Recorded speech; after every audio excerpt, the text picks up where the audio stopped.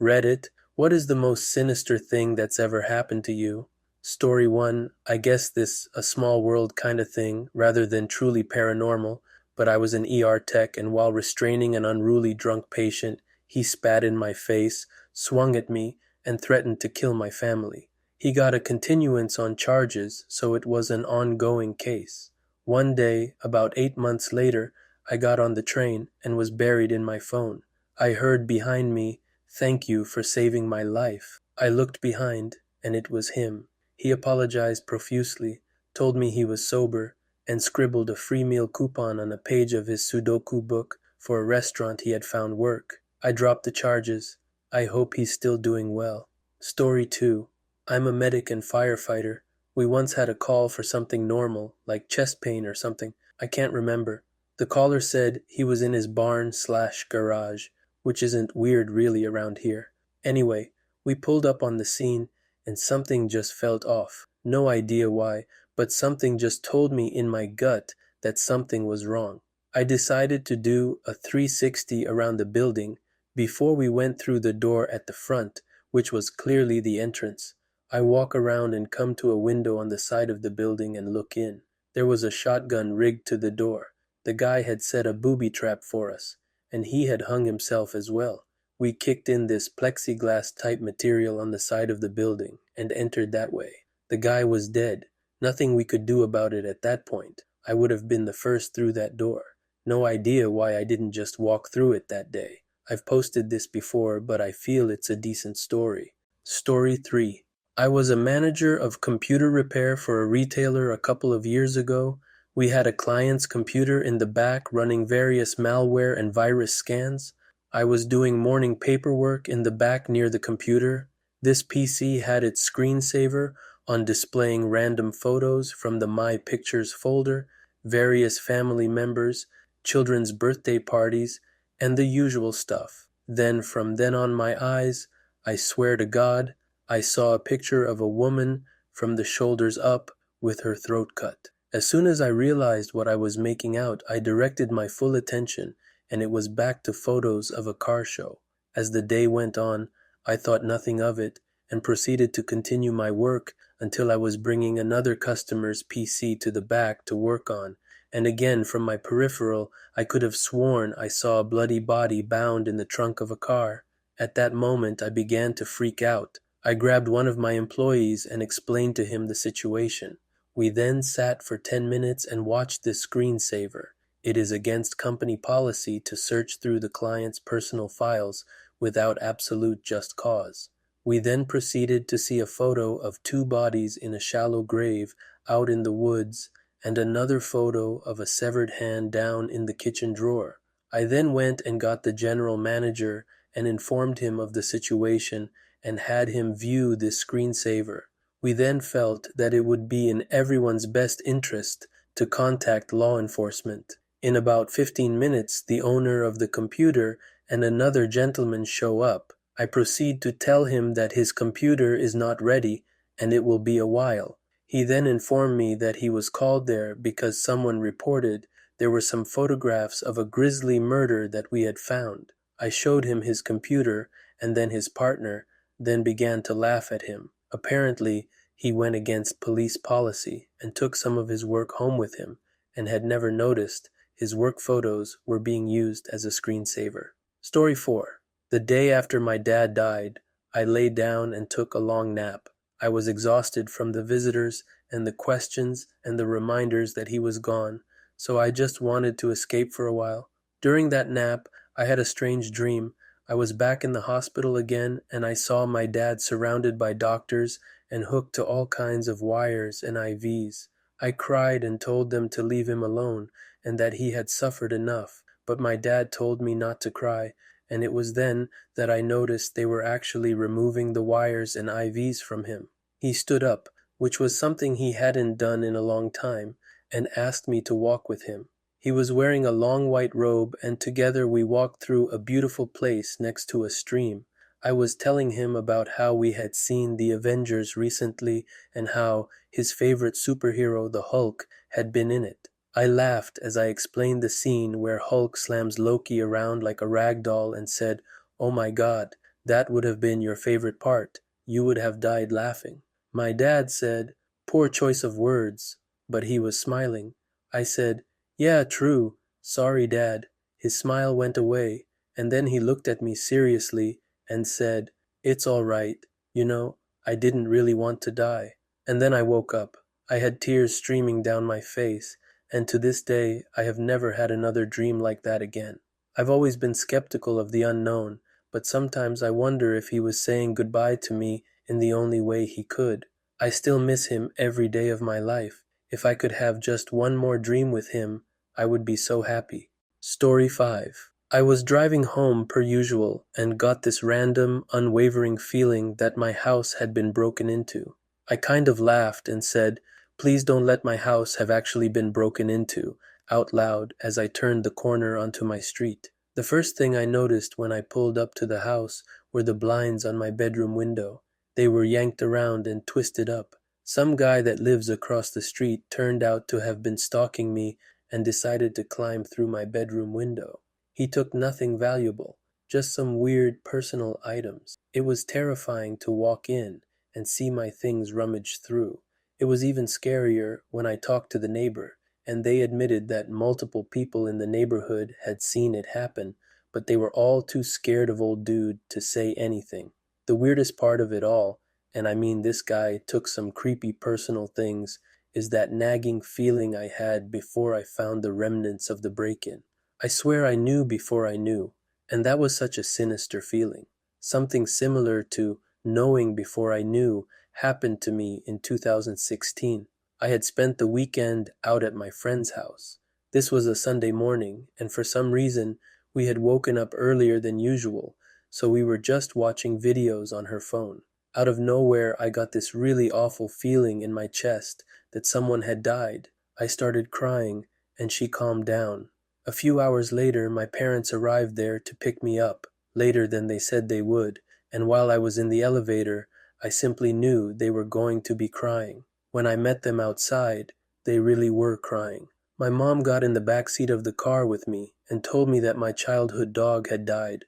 I had spent the entire weekend out, and the last time I had seen him was on Thursday night.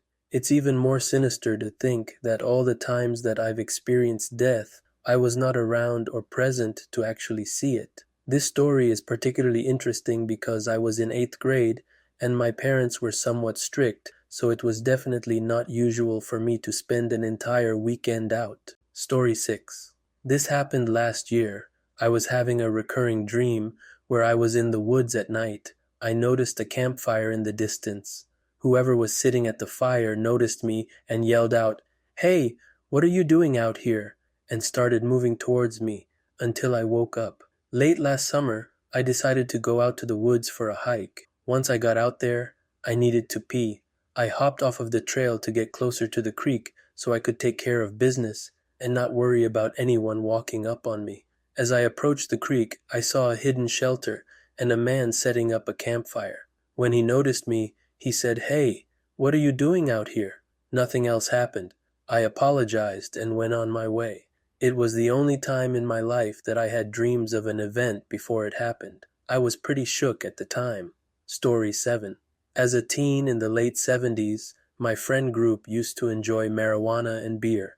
On one of those rare weekends, when a friend's parents left the house for the weekend, we were enjoying a rare treat of partying in comfort in a living room. We ran out of beer and snacks. My 3 companions went to the store around sundown. While alone in a dimly lit house, the phone rang.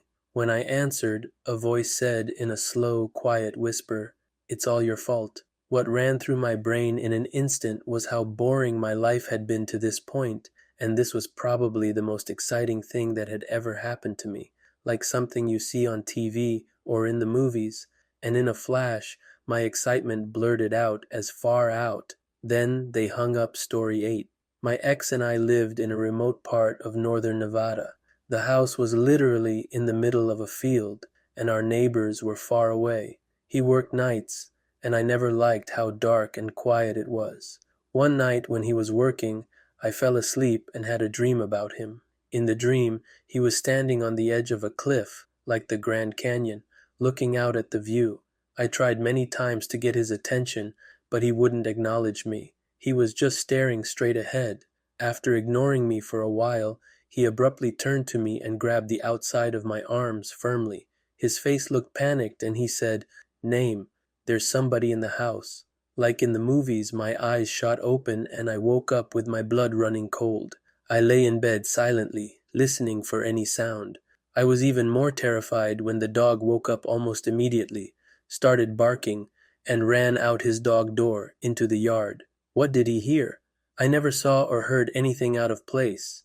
I couldn't see anything outside in the dark. The dog came back in and fell asleep. I stayed up the rest of the night, totally creeped out. Story 9. I had one of those dreams that you couldn't wake up from. I knew I was asleep, and I was aware, but I couldn't wake up. I was absolutely terrified, thinking that I was stuck in a coma or something. I had a gun with me for some reason, and as the terror of not being able to wake up grew, I for some reason had a thought and belief that if I killed myself in the dream, I would die in real life, and that was a better alternative than being in a coma. So I brought the gun to my head and pulled the trigger. I physically felt pain in my temple and heard the shot. I woke up right afterward. Story 10. Years ago, I worked the late shift at a hospital, 4 p.m., midnight. My nightly drive home led me through back roads of fields and woods, which often had low-hanging fog, particularly in early spring. I lived in a small town that has a lot of Civil War history.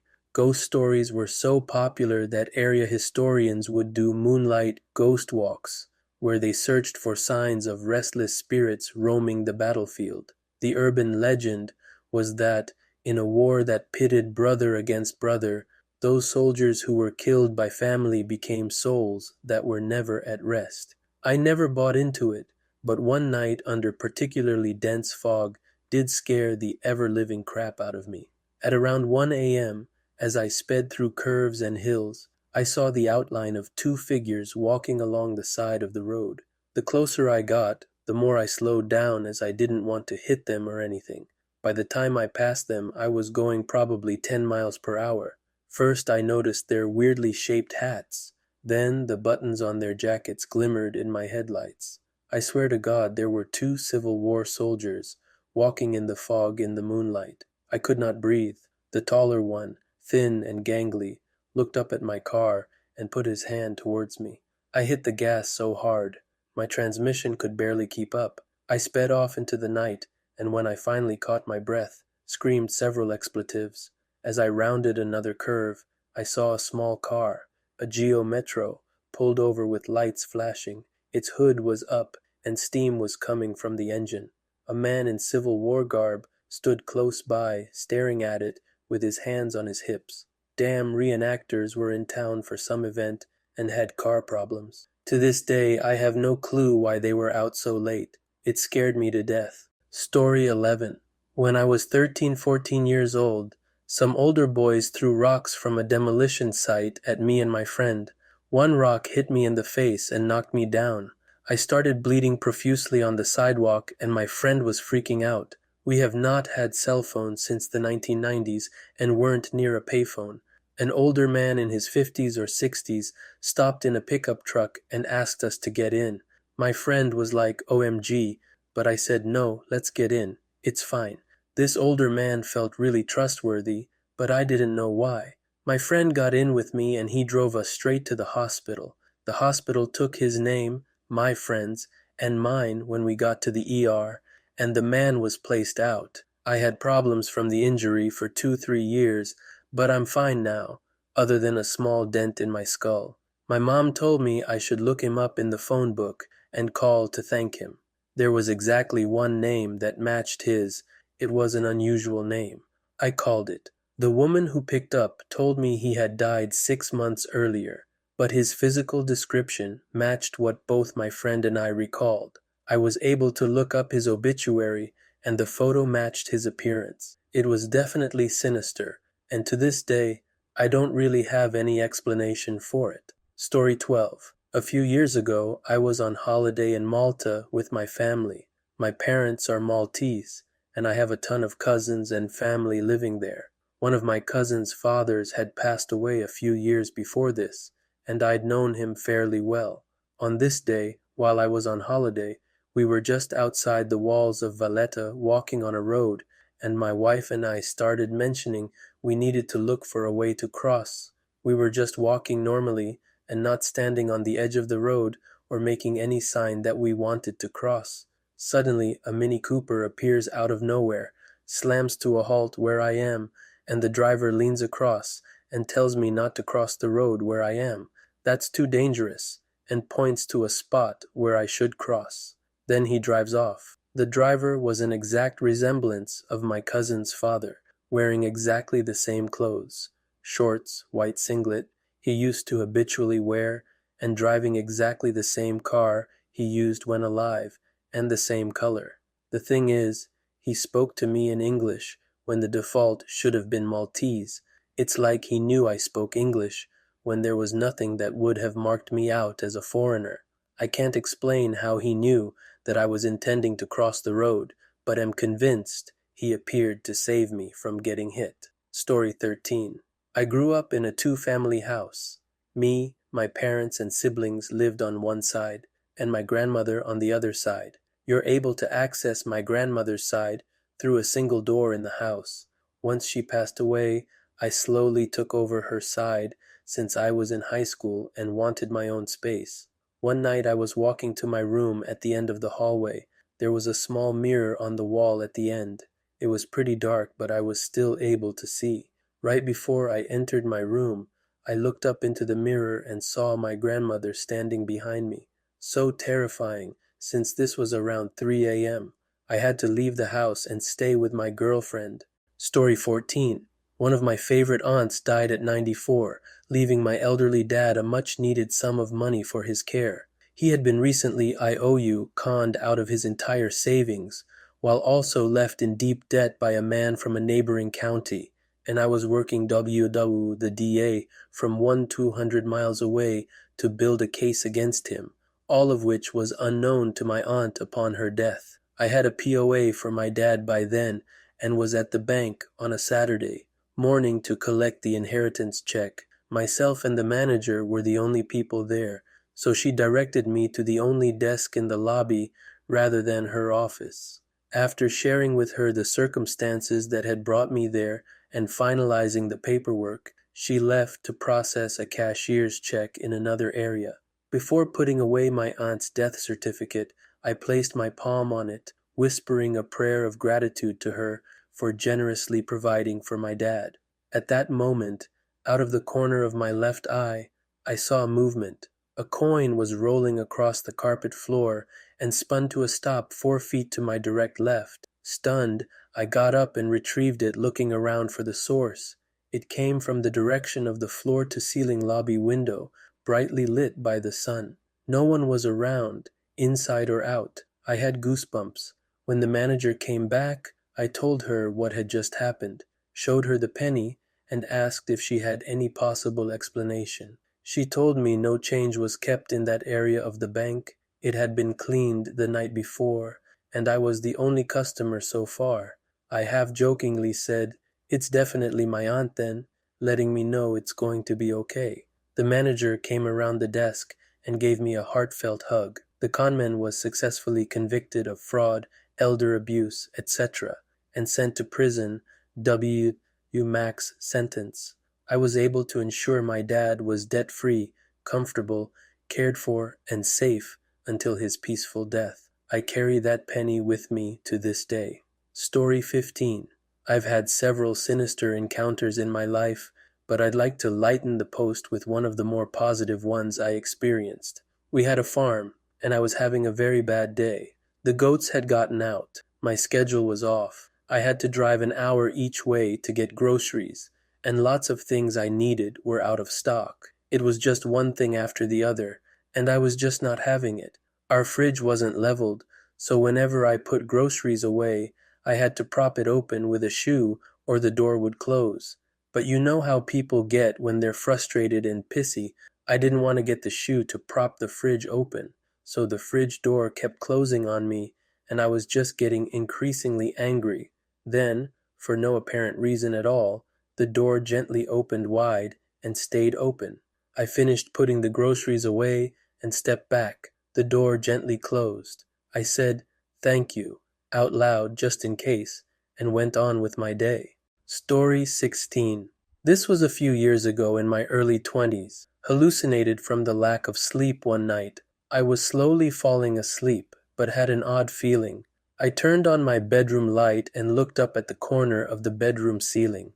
Someone with long black hair and rotting skin crawled towards me at a horrifying speed for a split second, then in the blink of an eye, gone.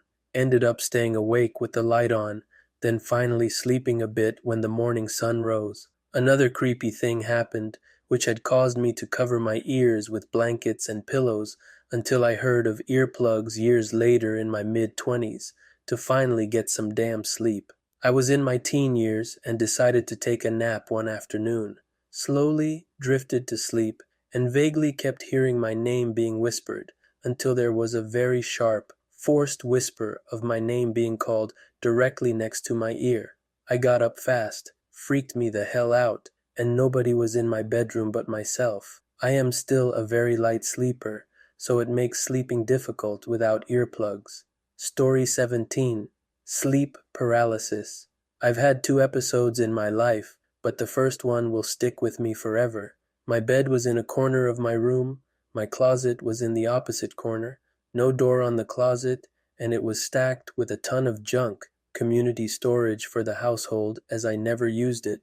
I wake up lying on my back with the door in line of sight. I can see that it's full, but I can also see a hand slide out and grip the door frame, pale and feminine, followed by the slowly emerging frame of a very tall woman clad in a white Victorian-era dress. She was almost pretty, aside from something in her face that wasn't quite right. I couldn't tell you what it was, but I remember being uneasy about it. For a while, probably about 15 minutes, she just stood there, talking to herself. I wasn't able to make out anything she said, but that's when the panic set in. I realized I couldn't move or speak, couldn't look away, and had no idea what was happening as I felt fully awake. Then she stopped, looked me in the eye, and smiled, and the corners of her mouth pulled back to her ears. Terrifying. She started to approach and slowly opened her mouth so wide that her chin was touching where I'd estimate the bottom of her ribcage sat. It wasn't long before I could smell her rotten breath, and she began to crawl on top of me. The entire time, she was letting out this awful multi-tone moan that sounded like 5 voices at once, all distorted. I could feel her weight resting on my chest. I couldn't breathe or scream as she inched closer. She put my entire head in her mouth, and I fully woke up when all I could see was darkness. I still get a bit panicky remembering that one. It felt so real.